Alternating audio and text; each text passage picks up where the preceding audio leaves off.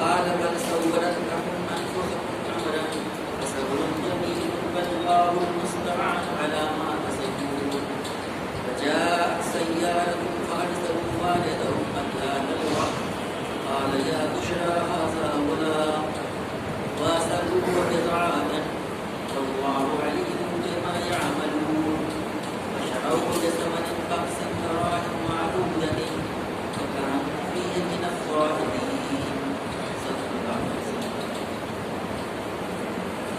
سورہ یوسف عالمی سورہ عالم بارے میں اس کے دوسرے رکوع کی 6 آیات 15 تا 20 تلاوت کی گئی ہیں. اس میں ایک آیت 15 پچھلے ہفتے بھی ہمارے مطالعے میں آ چکی ہے، لیکن تسلسل کے لیے اس کی بھی تلاوت کی گئی ہے. ان آیات کریمہ کا ترجمہ اس طریقے سے ہے، اس طرح سے اصرار کر کے جب وہ اسے لے گئے اور انہوں نے طے کر لیا کہ اسے ایک اندھے کنویں میں چھوڑ دیں، تو ہم نے یوسف کو وعدہ کی کہ ایک وقت آئے گا جب تو ان لوگوں کو ان کی حرکت جتائے گا. یہ اپنے فعل کے نتائج سے بے خبر ہے.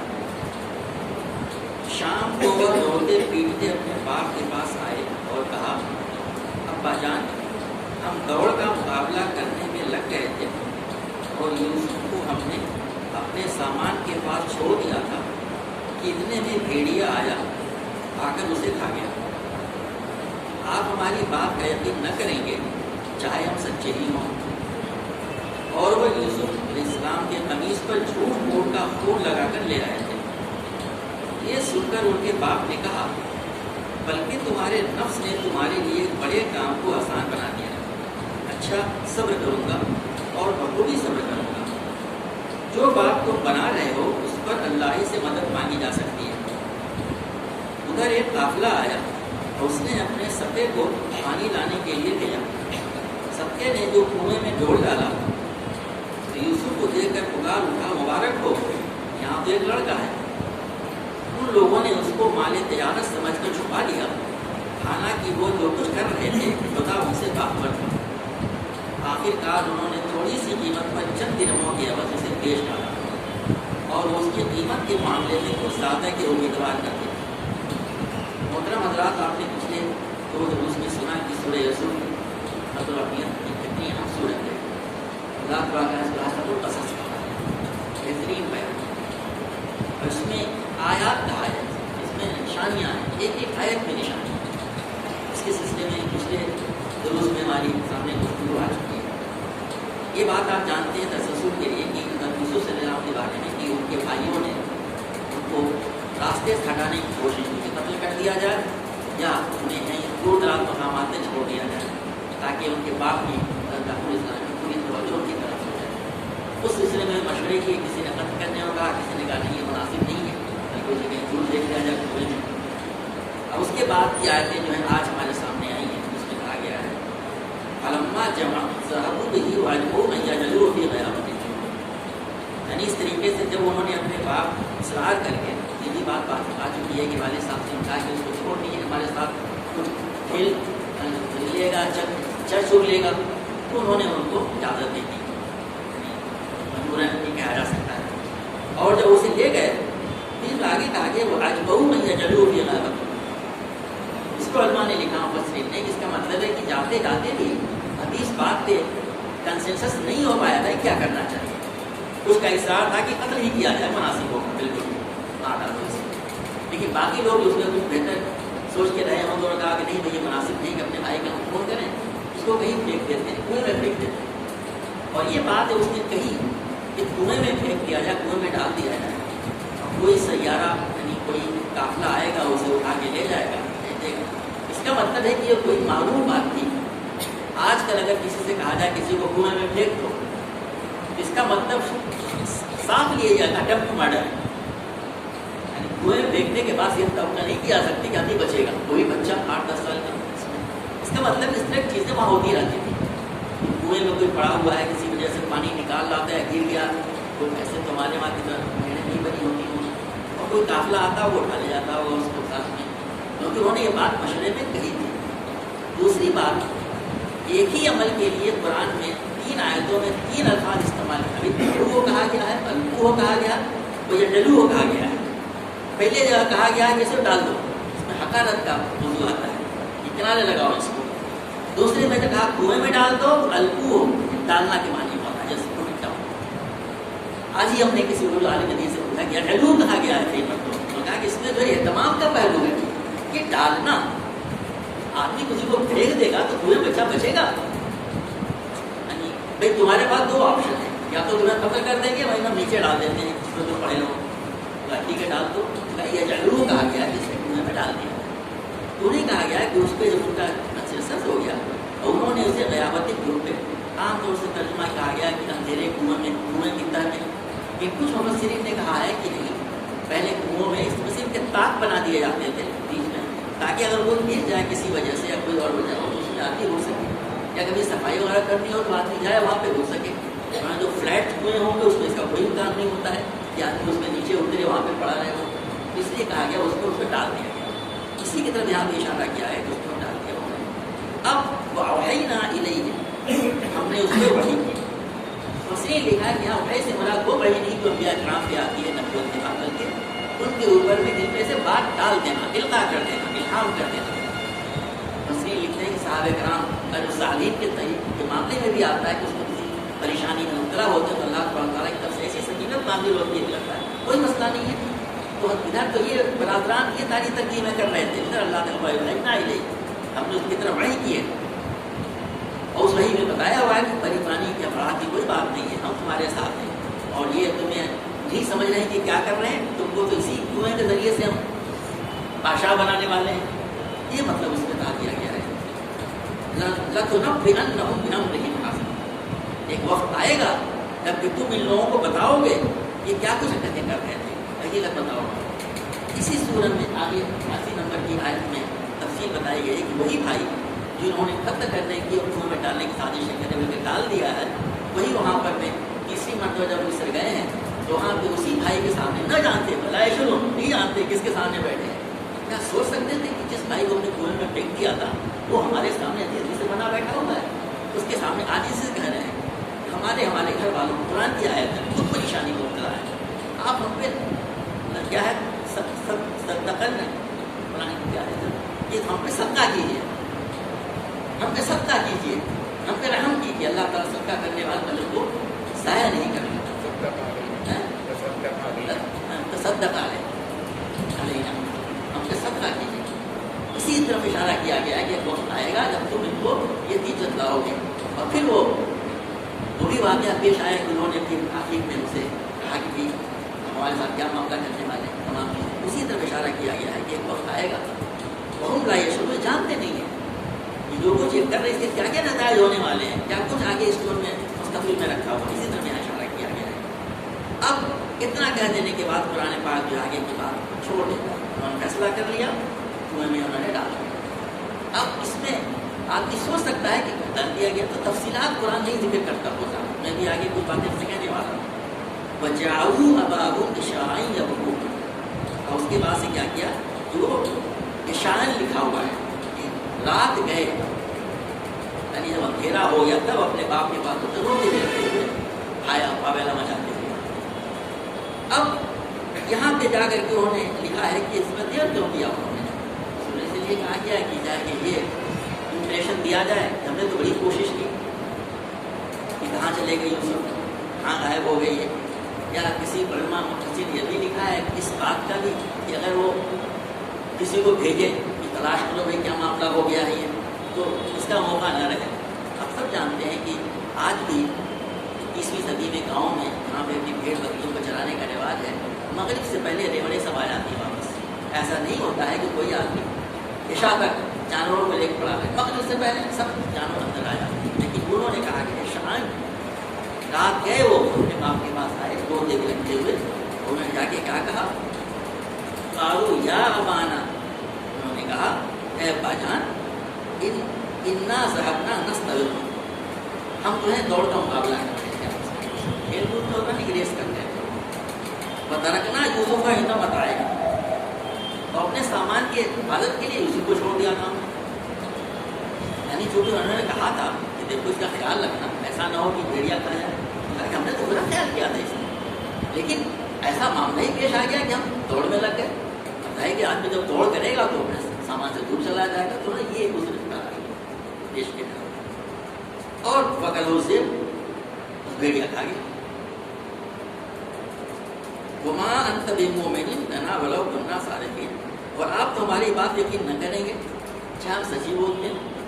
جھوٹ تو بات یہ بنا ہی کے لائے تھے، وہ تو خود دل میں چھوڑ تھا وہ نکل آیا، کہ آپ تو مانیں گے نہیں چاہے ہم سچی بول رہے ہیں. اب یہاں پہ تھوڑی دیر ہم ٹھہر کر کے ذرا سا غور کریں، کچھ اور باتیں ہم دیکھیں. قرآن پاک نے جیسا کہ اس کی پچھلی آیتوں میں کہا گیا ہے کہ آیات للسائلین، سوال کرنے والوں کی بڑی بڑی نشانیاں ہیں. یہودیوں کے سازش پہ، یہودیوں کے کہنے پہ قریش مکہ نے رسول اللہ صلی اللہ علیہ وسلم سے سوال کیا کہ یوسف علیہ السلام بنی اسرائیل مصر میں کیسے پہنچ گئے تھے، اور ایک ہی تقریر میں پوری کی پوری بات بتا دی ہے. یہودی سمجھتے تھے کہ ان کو تو معلوم نہیں ہوگا، قریش بھی سمجھتے تھے چنانچہ کہیں نہیں ادھر ادھر چلائیں گے، لیکن آپ سچ سچ واقعہ پورا بیان کر رہے ہیں. آپ اس پہ غور کریں، خود یہودیوں نے جنہوں نے یہ سوال کیا ان کی کتابوں میں کیا لکھا. آپ سب جانتے ہیں کہ حدنامہ یقین یہودیوں کی کتاب ہے، اس میں 39 کتابوں کا مجموعہ ہے. پہلی 5 کتابیں بک آف موسیس کہلاتی ہیں، یعنی موسیٰ اسلام سے منسوب، جسے ہم تورا کہتے ہیں. اس کی 5 کتابیں، ان 5 کتابوں میں پہلی کتاب پیدائش جینیسس، اس کے 27ویں باب میں 37ویں 39ویں باب میں یہ تفصیل سے بات لکھی ہے. ان کو پڑھنے کے بعد آپ کو اندازہ نہیں ہوگا کہ یہ کسی نبی کی سیرت بیان کی جا رہی ہے.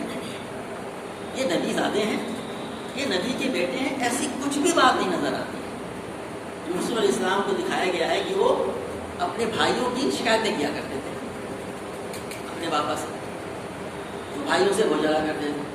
یہی نہیں، انہوں نے اپنے کچھ خوابیں بیان کرنا شروع کر دیے پہلے بھائیوں سے. قرآن کیا کہتا ہے؟ انہوں نے ایک خواب دیکھا اپنے عوام سے بیان کیا، انہوں نے کہا پھر بھائیوں سے مت بیان کرنا. بائبل الٹا کہتی ہے کہ بھائیوں سے بیان کیا، بعد میں باپ سے بیان کیا آخری والا جو خواب ہے، جو تیسرا 14 خواب ہے. اور اس کے بعد والد صاحب بڑے ناراض ہوئے، اچھا اب تجھے دیکھنے لگا ہے، ہم لوگ تجھے سجدہ کر رہے ہیں. یعنی خواب کے بارے میں تو کوئی آدمی ایسے بھی کسی پہ ناراض نہیں ہوتا، خدا کے والد صاحب ناراض ہو. پھر آگے چل کے یوسف علیہ السلام کے بھائیوں نے اصرار کر کے ان کو لے گئے تھے. بائبل یہ کہتی کہ حضرت یعقوب علیہ السلام نے خود ان کو بھیجا تھا کہ جاؤ ذرا اپنے بھائیوں کی کچھ خبر لے کے آؤ، بڑی شرارتیں کیا کرتے ہیں، سب یہ الفاظ ہیں. وہاں پہ انہوں نے کہا اچھا دیکھو وہ آ رہا ہے، یہ بڑے خواب دیکھا کرتا ہے، چلو اس کو پتہ کر لیتے ہیں. روبن نے کہا نہیں یہ نہ کرو، اس کو کسی گڈھے میں ڈال دو. لکھا ہوا کہ گڈھے میں پانی نہیں تھا، اٹ واز ڈرائی. قرآن ایسی کوئی بات نہیں کرتا ہے. اور اس قمیض بھی پھاڑ کے لے گئے. آگے وہ بتاتے ہیں کہ صاحب اتنا کر کے وہ کھانا کھانے لگے، روٹی. اتنے میں اسماعیلیوں کا ایک گروہ آ رہا تھا گدیان سے.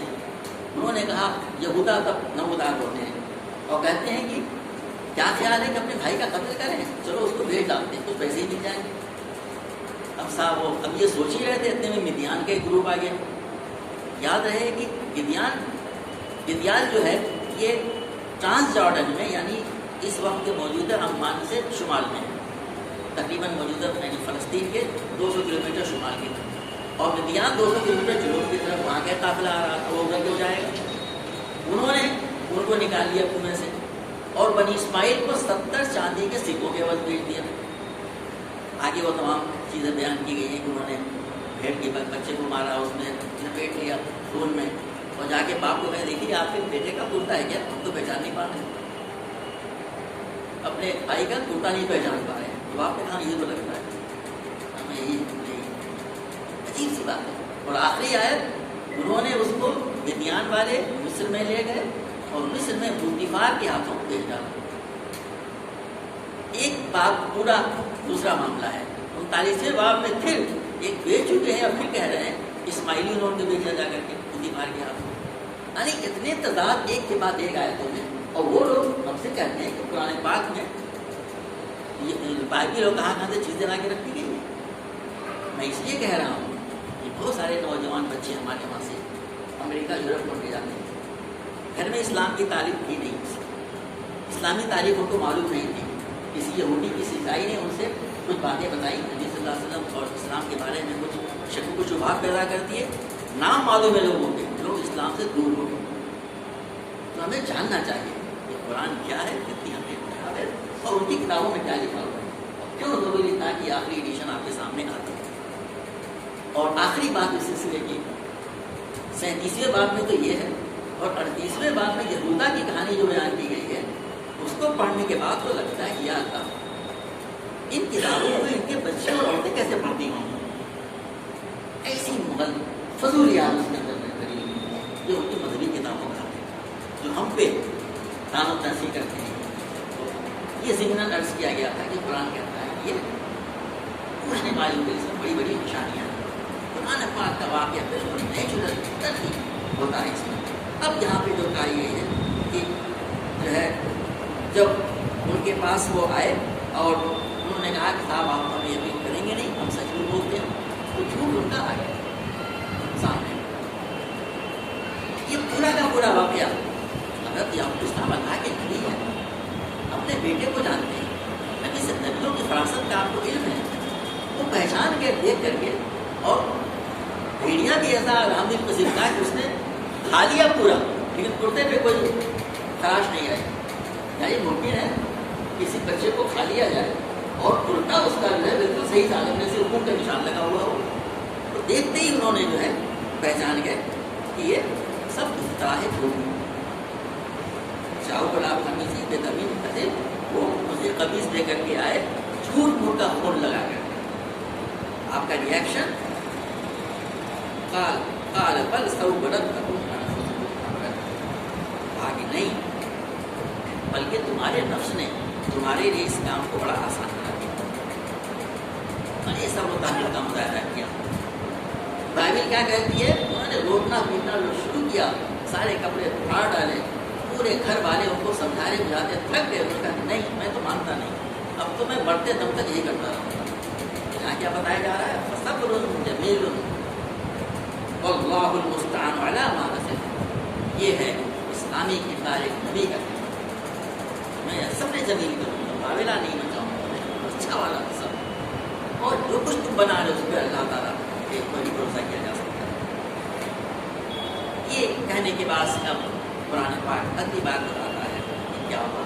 اور ظاہر ہے کہ ابھی آپ کے میرے سامنے میں جو باتیں بیان کی کہ کون سا قافلہ آیا کون سا نہیں آیا، تو تمام کی چیزیں قرآن پاک اس کی تردید کرتا ہے، بلکہ صرف یہ کرتا ہے کہ جہاد سیارت اکثر عمارت فرقات.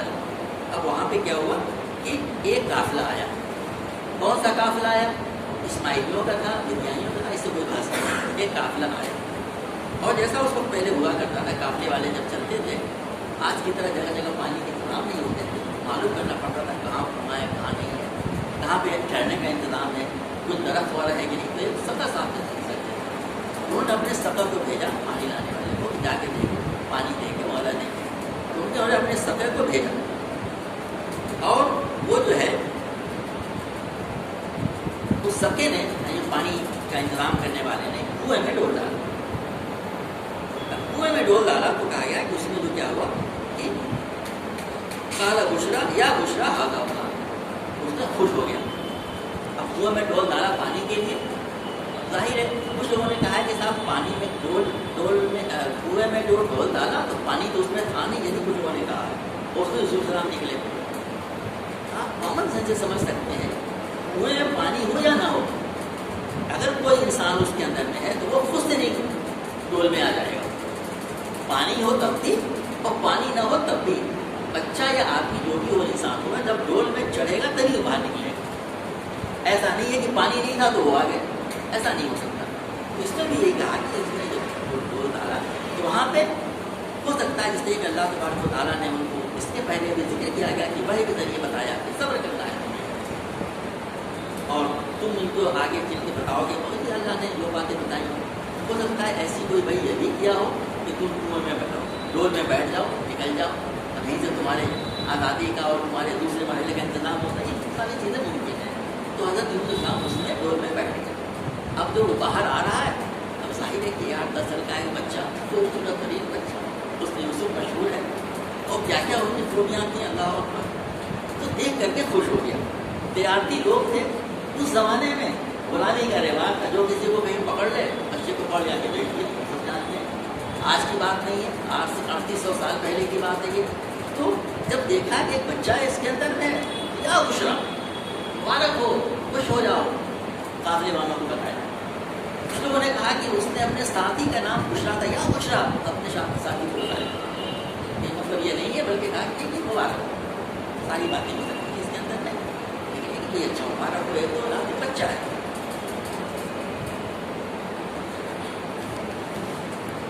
وَأَسَرُّوهُ بِضَاعَةً، ان لوگوں نے اس کو مال تجارت سمجھ کر چھپا لیا۔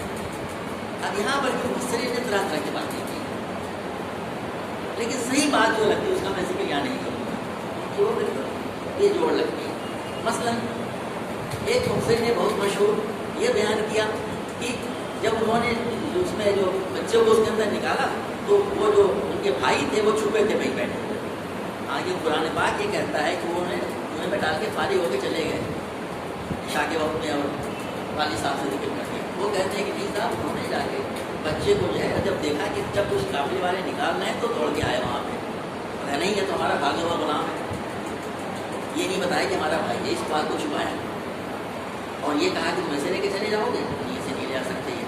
دونوں نے جو ہے حضرت یوسف علیہ السلام نے بھی اس کو ظاہر نہیں کیا کہ میں یہ میرے بھائی ہیں، دونوں نے چھپایا اس کو، اور وہ اس بات پہ راضی ہو گئے کہ ان کو غلام بنا کر کے لے جائے تاکہ اس چیز کو چھپائیں، اور ان لوگوں نے ان کو مال تجارت سمجھ کے چھپایا۔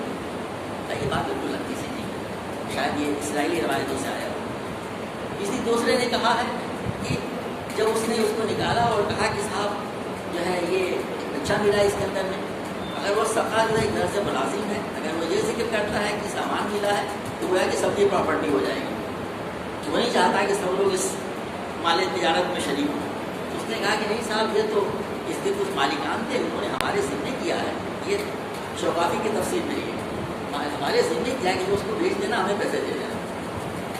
یہ باتیں ٹھیک نہیں لگتی ہیں۔ صحیح بات یہ لگتی ہے کہ انہوں نے اس چیز کو ایک مال تجارت سمجھ کر کے کہ جب اس میں سے نکالا تو یہ کوئی معمولی بچہ نہیں تھا، بچہ تو غیر معمولی کسی۔ اب جب نکلا ہے تو انہوں نے سوچا کہ ایسا نہیں کوئی پاس پڑوس سے آ جائے، نہیں یہ کوئی درخت سے گری ہوئی چیز تو تھی نہیں، ایک انسان تھا، ایسا نہ کوئی کلیمنٹ آ جائے بھی میرا بچہ ہے میرا بچہ ہے، پھر یہ کہ تم کہاں سے لے آئے، چور بنائے جا وغیرہ وہ سی باتیں رکھتی ہیں، اور یہ کہ صاحب کہیں وہ نہ کلیم کرنے لگے، چنانچہ وہ اس کو چھپا لیا اور تجارت کا مال سمجھ لیا، بظاہر مطلب ہوگا تجارتی سامان، اس نیت سے وہ اس کو چھپا لیا۔ یہ بات بالکل لاجیکل لگتی ہے تاکہ کوئی اس کا کلیم کرنے والا نہ ہو۔ یہ بھی ہو سکتا ہے کہ بچہ ہی ہے چھوٹا سا کھیل کود رہا ہو اور اس میں گر گیا ہو، کچھ دیر میں اس کے ماں باپ پہنچ جائیں، میرے بچے کو کھانے کے چلے جا رہے ہو، مجھے تمہارے مل گیا ہے، تو تمام چیزوں کو لوگوں نے لکھا ہوا ہے، مجھے بات کرنا صحیح معلوم ہے، اس وجہ سے چھپا لیا۔ واللہ علیم بما یعملون، اور اللہ تعالیٰ حالانکہ اللہ وہ جو کچھ کر رہے تھے خدا اس سے باخبر تھا۔ اس سلسلے میں حضرت یوسف علیہ السلام کے ساتھ جو کچھ ہو رہا ہے، ان کے ساتھ جو بیت رہی ہے، یعقوب علیہ السلام کے ساتھ جو کچھ بیتا اس سے قرآن میں آگے آتا ہے، ان کے بھائیوں نے کچھ کیا سب چیزیں ہو رہی ہیں۔ اللہ تعالیٰ کے علم میں یہ ہے یہ ساری اللہ تعالیٰ خوب جانتا ہے، لیکن اس کے آگے ایک پلان ہے۔ وہ پلان کیا ہے؟ اللہ تبارک و تعالیٰ کے ذریعے سے جو تبدیلیاں لانا چاہتا ہے، جو کچھ آگے پیش آنے والا ہے، اس سلسلے میں اللہ تعالیٰ کا پلان ہوتا ہے۔ یہ بھی ہو سکتا ہے اس میں یہ بھی چیز میں شامل ہے کہ اللہ تعالیٰ گویا کہ سب کو مہلت دے رہا ہے۔ اس میں مفسر نے لکھا ہے کہ اللہ تعالیٰ چیزیں بتانا چاہ رہا ہے کہ حضرت آیا نبی کریم صلی اللہ علیہ وسلم پہلے بات آپ فکر بالکل نہ کریں، آپ پریشان نہ ہوں جو آپ کے خلاف سازشیں ہو رہی ہیں، ہم ان کو تو ڈھیل دے رہے ہیں، اس کے پیچھے ایک مقصد ہے، اور آپ قریب دیکھیں گے جس نے حضرت یوسف کے بارے میں کہا گیا کہ وہ قریب بتائیں گے، تم نے کہا اس نے ایسے آپ بھی بتائیں گے، چنانچہ وہی ہوا فتح مکہ کے بعد میں۔ اس طرح لوگوں نے اشارہ کیا اللہ تعالیٰ سب کچھ سے باخبر تھا جو وہ کر رہے ہیں۔ کیا ہر ایک آیت میں ہمارے یہ سبب نہیں ہے؟ سب سے تعامل سے اسلامی احکامات میں عمل کرتا اللہ کے فروغ کرتا ہے۔ وَشَرَوْهُ بِثَمَنٍ بَخْسٍ دَرَاهِمَ مَعْدُودَةٍ، اور انہوں نے آخرکار اسے تھوڑی سی قیمت پر، بثمن بخس، تھوڑی سی قیمت پر، دراہم معدودہ، چند سکے۔ اس میں بھی لوگوں نے غالباً اسرائیلی روایت سے اخذ کر کے طرح طرح کی باتیں کی. مثلا کسی نے یہ کہا کہ حضرت یوسف السلام ان کے بھائیوں نے بیچا، تو وہاں پہ بھی تلمود کی روایت سے لوگ لے کے آئے. تلمود جو ہے یہودیوں کے فقہ کی کتاب ہے، اس میں عجیب و غریب بات لکھی ہوئی ہے. بات یہ لکھی ہے کہ جب کنویں سے نکال لیا اس پٹ سے، کنویں سے نہیں، مدیانیوں نے، اتنے میں پھر حضرت یعقوب صاحب وہ سارے بیٹے آ گئے، یہ تو ہمارا مال ہے، ہمارا مال اٹھا لے کے جا رہے ہیں. انہوں نے ان کو 20 درہم دے کر کے راضی کیا. بس وہ 20 درہم میں واپس آ گئے اور پھر جا کے انہوں نے مصر میں بیچا. اسی سے ہمارے وہاں روایت آ گئی کہ یعقوب کے بھائیوں نے بیچا. یہ بات بھی بالکل نہیں لگتی ہے. قرآن کی بات پچھلے پہلے بتائی ہوئی بات سمجھا. یہاں پہ مطلب اس سے کہا گیا ہے کہ ان کا ذکر کیا گیا جو قافلے والے ان کو لے کر کے بات آتے ہیں. یہ ان کا مال تجارت ایسا نہیں تھا اسے ان کا خریدا ہو، بلکہ یہ ان کو مفت میں مل گیا. میں سے نکالا مال مفت ملے گیا. جو چیز مفت میں مل رہی ہو پیسے میں کوئی نہ لگایا. پھر وہ جان نہیں رہے تھے کون ہے یہ، آگے کیا ہونے والے ہیں، یہ خبر تھے بالکل. اسی لیے کہا انہوں نے کہ انہوں نے چند سکوں کے عوض، چند سکے سے مراد 20 یا 200 درہم نہیں ہے، بلکہ جو حضرت یوسف السلام ایک اللہ کے نبی ہیں، ہونے والے ہیں، جلیل القدر نبی ہونے والے ہیں، تو ان کے لیے کچھ بھی سکوں کی قیمت اگر کم ہی تھے. وہ نہیں کہا گیا ہے کہ انہوں نے چند سکوں کے عوض چھوٹی سی قیمت پہ انہیں بیچا. اور قانون کی ہے میں نے سمجھتی کیوں، اس لیے کہ اس قیمت کے معاملے میں کوئی زیادہ کے امیدوار نہ دیتے ہیں. زاہدی زاہد کیوں کہتے ہیں لوگوں کو، دنیا سے کوئی رغبت نہ ہو. یہاں کسی معنی میں استعمال کیا گیا ہے کہ وہ اس معاملے میں کوئی رغبت نہیں تھی. مفت میں ملا تھا، بازار میں گئے جس میں بازار لگتی تھی، کیا کہتے ہیں اس کے بردہ فروشی کے، جسے کہتے ہیں غلاموں کے، اس میں اب کسی نے جو ریٹ لگا دیا دے دیا. آتے ہیں کچھ قیمت لگائی ہو تو پھر اتنا پروفٹ لے کے بیچیں گے. کسی کو کوئی چیز فری ملی ہو جو نہیں جائے وہی کافی ہے. اسی سے علماء نے کہا ہے کہ وہ جانتے نہیں تھے. اتنا مقصود یہ ہے کہ دیکھیے اللہ تبارک و تعالیٰ اس واقعے کا ذکر کیا کچھ آئندہ پیش آنے والا ہے، لیکن یہ لوگ جانتے نہیں تھے. اس معاملے میں زاہدین ہے بالکل بھی، بے رغبتی کا معاملہ ہے. چند سکوں کا وقت دیتا ہے. اللہ تبارک و تعالیٰ نے ان قصوں سے صحیح سبق حاصل کرنے کی اس کے لیے پیش بھی کی. قرآن پاک کو پڑھنے سمجھنے اس پر عمل کرنے کی، اس کی دعوت عام کرنے کی